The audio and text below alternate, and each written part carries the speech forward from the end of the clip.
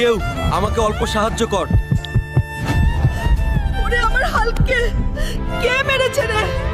আমার হালকে বাঁচাতেই হবে, জলদি যাই, সাধু বাবাকে ডেকে আনি। হাল, তুই এখানে বসে থাক, আমি এখনই যাচ্ছি সাধু বাবার কাছে। আমার হালকে জলদি রক্ষা করো, কেউ যেন আমার হালকে মেরে রক্তাক্ত করে রেখেছে। ঠিক আছে, জলদি চলো। একবার আমি এসে গেছি, আর কোনো চিন্তা নাই, এখনই ঠিক করে দিচ্ছি। যা যা, এবার তোকে কে মারছিল তাকে একদম খতম করে দিয়ে আস। আজকে তোদের বাঁচন নাই রে দানব, আমি যাচ্ছি তোদেরকে খতম করতে, রেডি থাকিস।